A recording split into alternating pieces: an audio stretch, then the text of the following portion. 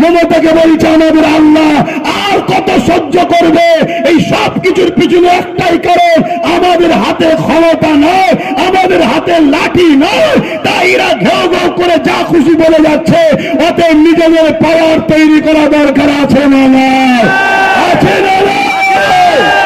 আহলে সুন্নাত ওয়াল জামাত মনে করে আমরা দেশকে বাঁচাবার স্বার্থে, জাতিকে বাঁচাবার স্বার্থে, সর্বধর্মের মানুষের বাঁচাবার স্বার্থে আমরা ইনসাফ পরায়ণ, ন্যায় পরায়ণ, মানব প্রেমিক, সংবিধান প্রেমিক এমন লোকের পাশে আমরা দাঁড়াবো এবং তার সাথে দাঁড়াবো যে আমাদেরকে পার্টিসিপেট করবে, ভাগ দেবে।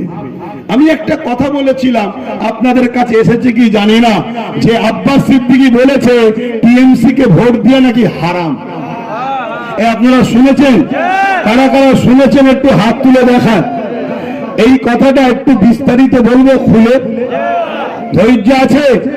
অ্যাকচুয়ালি বলেছিলাম কি জানেন, আল্লাহ রসুল হাদিস পাকের মধ্যে বলেছে, উলামা ভাইরাও আছে, অন্যায় দেখলে হাত দিয়ে রাখো, অন্যায় দেখলে হাত দিয়ে রাখো, যদি হাতে না পারো মুখ দিয়ে প্রতিবাদ করো, যদি মুখে না পারো অন্তর থেকে ঘৃণা করো।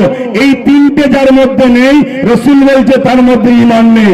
অর্থাৎ অন্যায় দেখেছে হাত দিয়ে রুকেছে, এ ক্যাটাগরির ঈমান। অন্যায় দেখেছে হাত দিয়ে রুকার ক্ষমতা নেই, মুখ দিয়ে প্রতিবাদ করেছে, সেকেন্ড ক্লাসের ঈমান। মুখ দিয়ে প্রতিবাদ করার ক্ষমতা নেই, অন্তর থেকে ঘৃণা করেছে।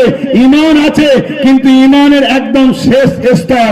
এরপরেও যদি কেউ অন্যায় থেকে ঘৃণা না করে অন্যায়ের সাথ দেয় এবং সেই অন্যায়টা ইসলামকে মিটাতে চায়, তার মধ্যে ঈমান আছে। জোরে বলুন।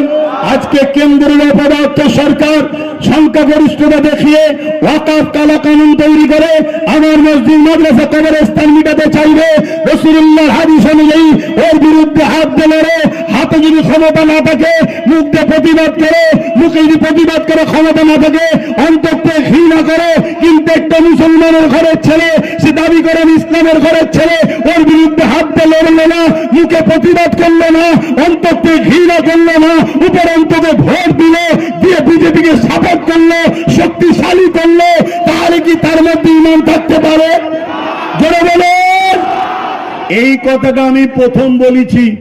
আর তারপরে বলেছি কি, যখন ওই বিজেপির বিরুদ্ধে বাংলায় আন্দোলন হচ্ছে, মমতা ব্যানার্জি বলেছে দিল্লি চলে যাও, এখানে নয়, যদি কেউ আন্দোলন করো তাহলে আমি সব থেকে বড় দুশমন হব। ঠিক ব্যাপারটা কেমন জানেন? বিজেপি মসজিদ ভাঙছে আর আমি বলছি ভাঙা যাবে না, আর মমতা বলছে একে রুখতে যাওয়া যাবে না, রুখলে সব থেকে বড় দুশমন আমার হব। তাহলে